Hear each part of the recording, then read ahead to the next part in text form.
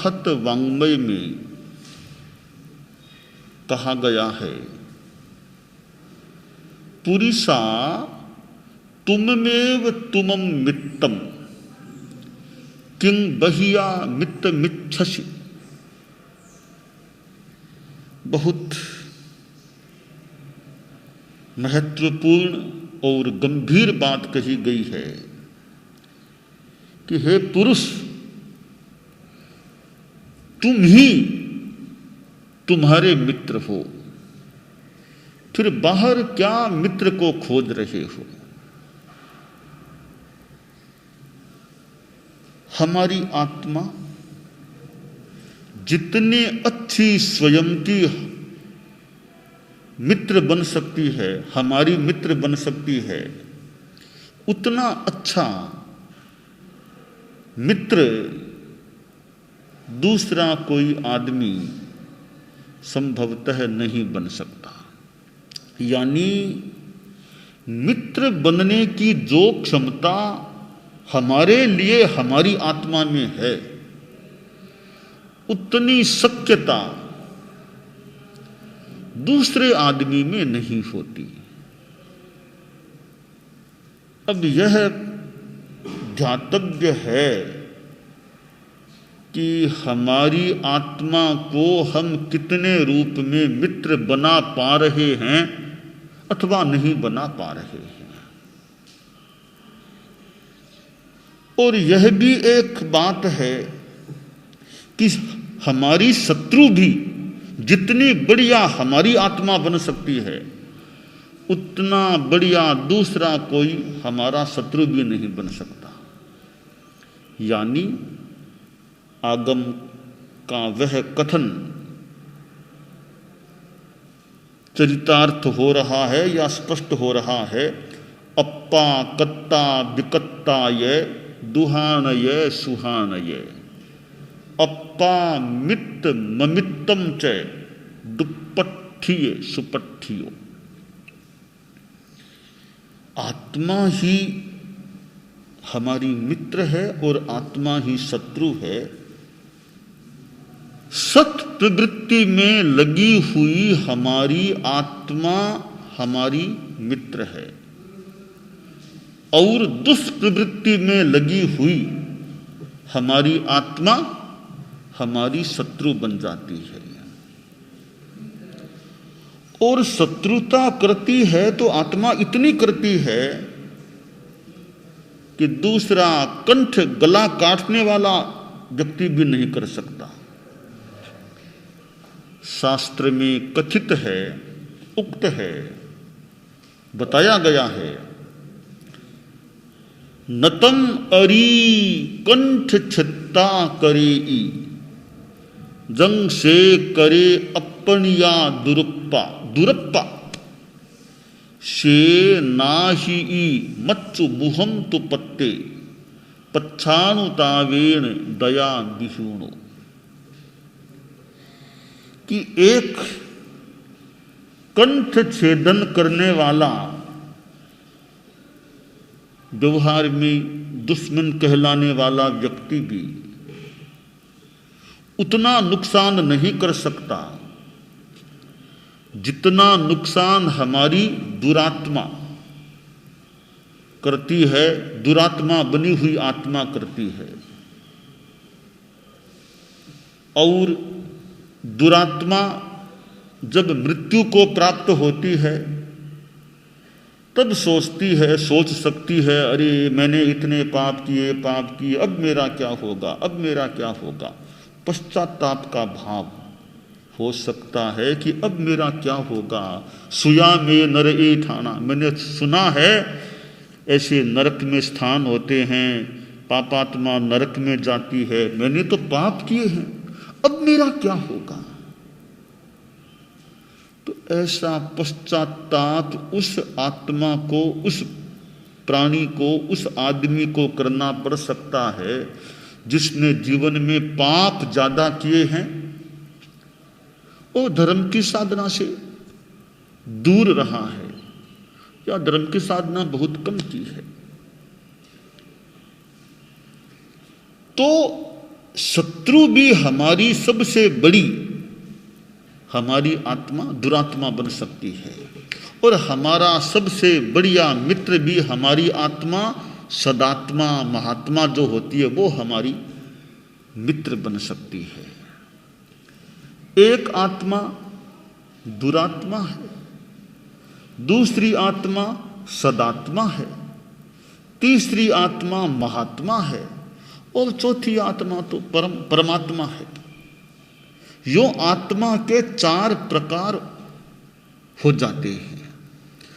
परमात्मा तो सिद्ध भगवान मुक्ति में गई हुई सारी आत्माएं उत्कृष्ट रूप में परमात्मा है, और महात्मा साधु लोग महात्मा है जो त्यागी हैं, गृह त्यागी हैं, आत्म साधना में लगे हुए हैं, लोगों का कल्याण करने का भी प्रयास कर लेते हैं, उसमें पराक्रम कर लेते हैं, अपनी साधना भी करते हैं, और दूसरों के कल्याण में ज्यादा समय या समय बिल्कुल भी न भी लगाए जो अपनी आत्मा की साधना में लगे हुए हैं, वे महात्मा हैं। और सदात्मा आप लोग जो गृहस्थ हैं उनमें जो सदाचारी है, संयत्री है, श्रावक हैं, ज्यादा कोई पाप नहीं करते, झूठ कपट बेईमानी से बचने का प्रयास करते हैं, सदगृहस्थ हैं, सदगृहस्थ गारहस्थ में हैं और सदाचार का जीवन आमतौर से जी रहे हैं, ऐसे आप लोगों में जो हैं गृहस्थ वे सदात्मा हैं।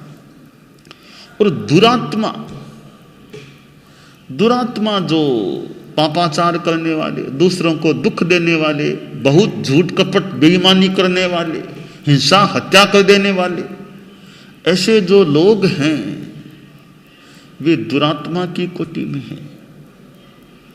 मिथ्यात्वी हैं, पापात्मा हैं, पापाचारी हैं, वे दुरात्मा ही हैं।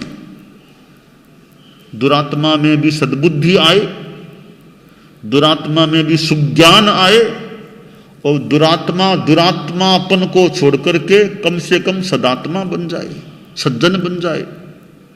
तो जो दुरात्मा है वो महान शत्रु होती है, और जो महात्मा महान आत्मा है वो हमारी बड़ी मित्र है। सदात्मा भी कुछ अंशों में हमारी मित्र बन सकती है।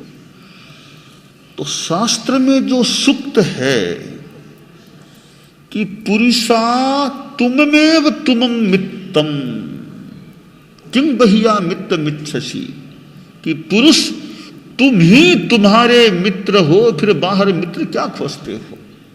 यानी हमारी आत्मा ही हमारी मित्र बन सकती है, हमारी आत्मा ही हमारी मित्र हो सकती है अगर हमारे आचरण अच्छे हैं तो, हमारे विचार अच्छे हैं तो, संस्कार अच्छे हैं, व्यवहार अच्छे हैं, साधना अच्छी है, तो हमारी आत्मा हमारी मित्र बन सकती है। तो हम अपनी आत्मा को अपना मित्र बनाने का प्रयास करें। संसार में दूसरों को भी, दूसरे मनुष्यों को भी मित्र बनाया जाता है, वह भी एक व्यवहार की बात है।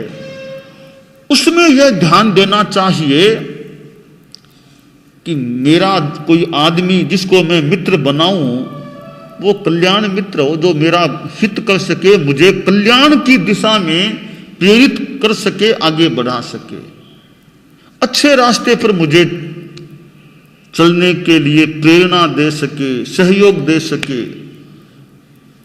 मित्र बनाऊं तो कम से कम ऐसे को तो बनाऊं ना जो अच्छी सलाह दे सके, अच्छी बातें बता सके, और उत्पथ पर जाने से मुझे रोकने का प्रयास कर सके।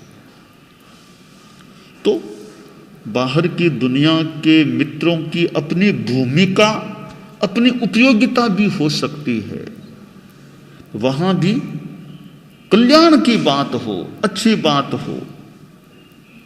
यानी ऐसा मित्र हमें नहीं बनाना चाहिए जो हमें गलत रास्ते पर ले जाए, गलत संस्कारों में ले जाए।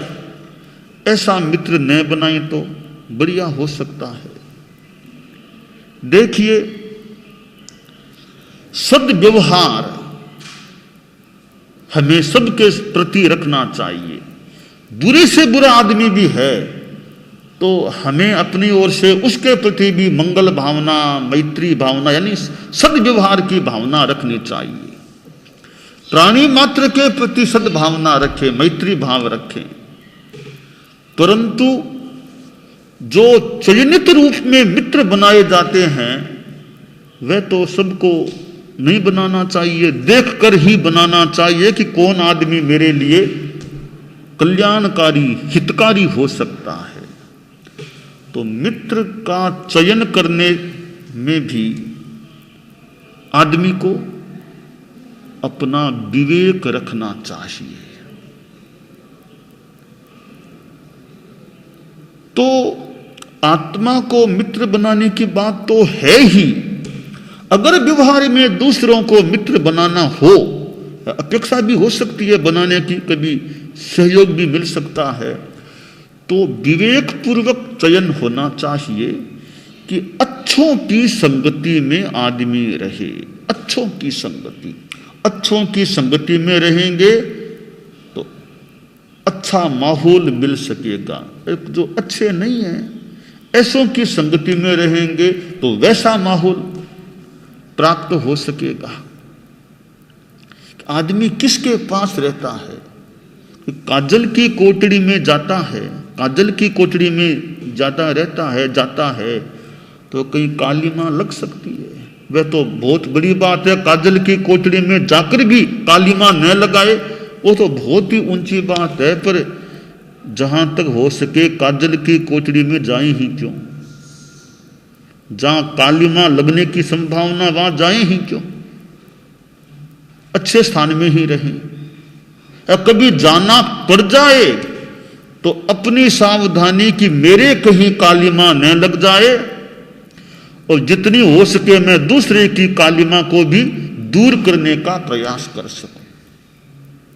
हाँ, कोई इतना सुदृढ़, सुसंस्कारी, मजबूत आदमी है कि मैं ऐसे व्यक्तियों के बीच जाकर, यानी जो अच्छे नहीं हैं, उनके बीच जाकर उनके संस्कारों को अच्छा बनाने का प्रयास कर सकूंगा।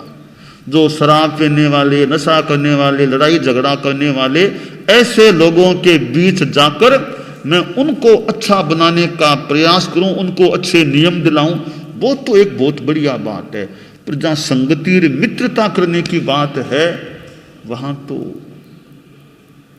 अच्छे आदमियों का चयन हो तो एक अच्छी बात हो सकती है।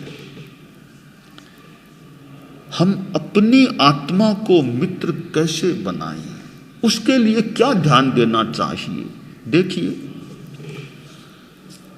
अगर आदमी ईमानदारी के रास्ते पर चल रहा है तो मानना चाहिए एक हिस्से में वह अपनी आत्मा को मित्र बनाए हुए है, बना रहा है। अगर आदमी शांत स्वभाव का रहे, गुस्सा नहीं करे, बात बात में गुस्सा नहीं, गुस्सा छोड़ने की चीज है, शांति में रहे, सहिष्णु रहे, कोई दूसरा कुछ बोल भी दे तो भी शांति शांति शांति रखो, समता भाव रखो। जो समता सहिष्णुता रखना जानता है, रखता है, वो दूसरे हिस्से में फिर अपनी आत्मा को मानो मित्र बनाए रख रहा है। आदमी जो इंद्रियों का संयम रखता है, श्रोत्रेंद्रिय, चक्षुरेंद्रिय आदि इंद्रियों का संयम रखता है, वह अपनी आत्मा को फिर अगले हिस्से में मित्र बना रहा है। और जो आदमी लोभ नहीं, संतोष में है, ज्यादा लालसा नहीं, शांति संतोष जो मिल गया उसमें संतोष, जितना चाहिए उतना मान लो, पुरुषार्थ आदमी कर भी सकता है। अति लोभ नहीं, अति लालसा नहीं, संतोष है जीवन में, तो माने फिर कुछ अंशों में आत्मा को मित्र बनाए हुए है या मित्र बना रहा है।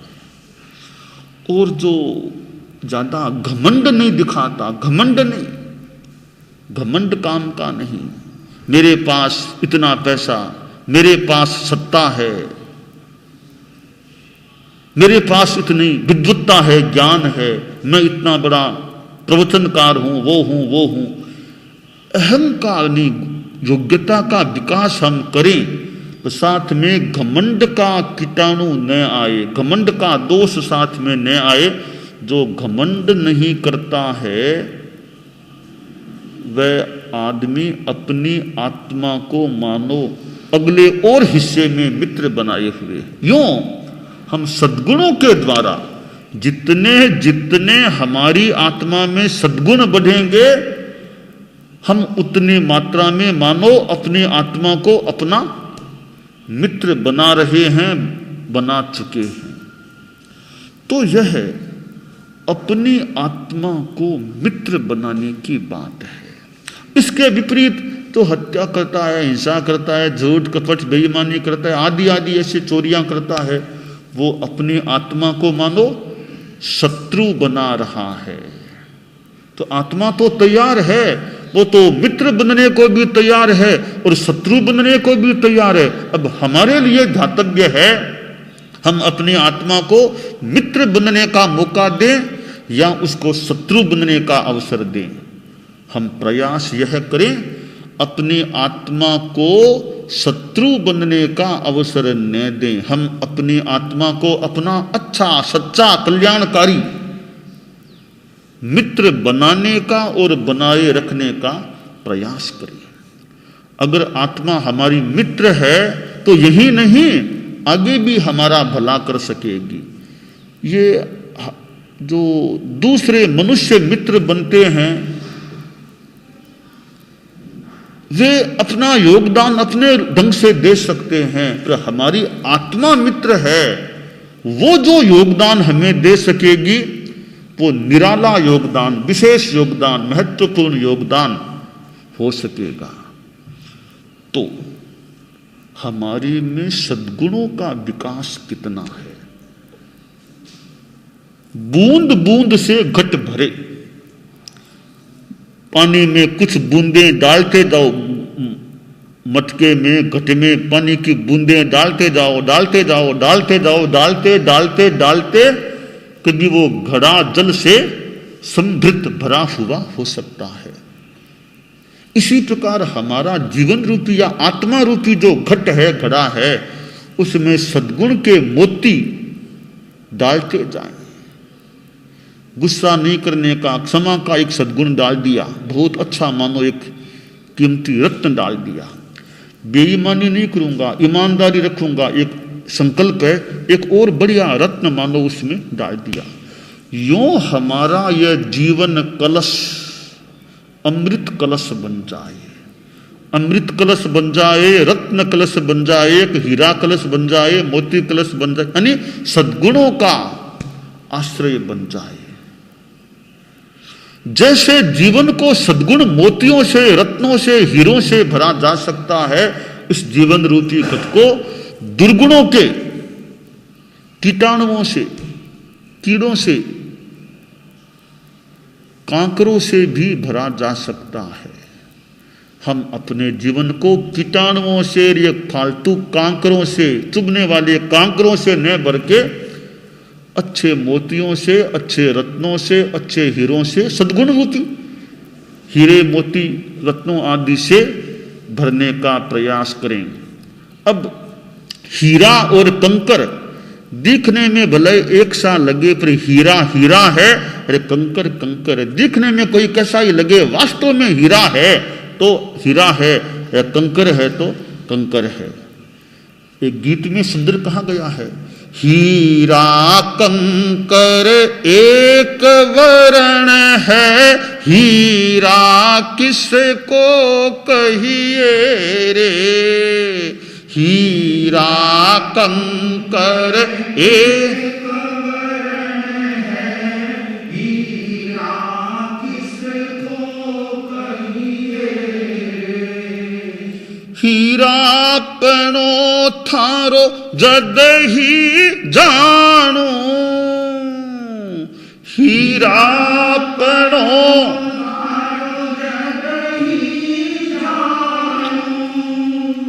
घन की चोटा सहिए रे, घन की चोटा सहिए रे। तो हीरा कंकर दिखने में भले एक समय में एक सा भी लगे, पर आखिर हीरा का हीरापन सामने आएगा तब पता चलेगा रे ये हीरा है, ये तो कंकर है। तो कांकरों में से भी हीरा मिल सकता है, कांकरों में कोई हीरा मिल सकता है। तो हम अपने इस जीवन कलश को हीरों से, सद्गुण रूपी हीरों से भरने का प्रयास करें।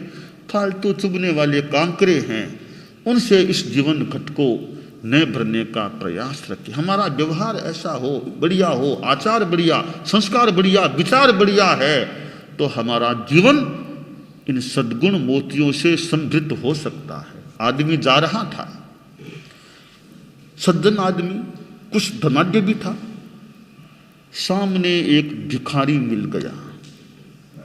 भिखारी का हाथ तो यूं होता रहता है, यूं भिखारी का हाथ यूं होता है।